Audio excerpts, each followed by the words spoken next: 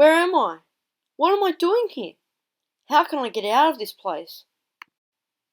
I noticed a soccer ball sitting on the concrete next to me. Isn't that my ball?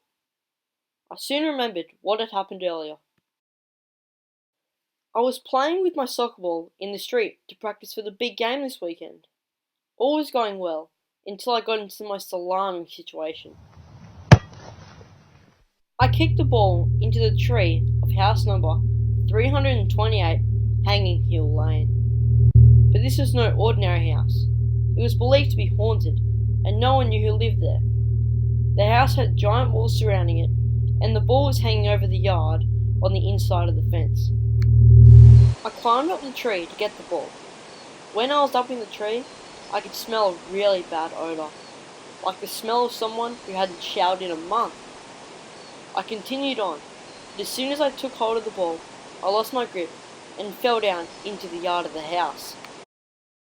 Here I am, stuck in a haunted house's yard, with no way out and no food or water. There was long, stiff grass up to my knees, covering the ground around me. There were dead plants in old pots that were tipped over everywhere. I walked around the whole house, looking for a way out, but all of the doors and windows were boarded up with planks of wood. I tried pulling one of them off, but it was no use. All of a sudden, I heard the most breathtaking sound. The sound came of a door being opened. I turned around to where the sound came from. A shadow disappeared inside. Wasn't that door boarded up before? I was very confused about what was going on. I didn't know whether to go inside to get help from the person that was in there, or to stay outside and starve to death. It was either do or die. I decided to go into the house. I stepped inside and something caught my eye. There was something in a frame that I think was meant to be a memorial. There was a picture of a man that had scruffy hair, rotten teeth, and bloodshot eyes. Under the picture, inscripted in a piece of gold-coloured metal, was the words, "In memory of my loving father, 1918 to 1988. It was kind of creepy, but at least I knew he was dead. Or at least, I hope he is. I continued through the house before I came to a room that looked like a garage, only it was full of junk. I spotted a ladder that I could use to get out, to climb over the walls, but it looked like it was a bit old and rotten, so I didn't decide to use it. I continued through the house and I saw a staircase. I went upstairs step by step as I listened to the creaking sound of the stairs each time I placed my foot down. When I reached the top, I could see a door with light shining out from under it.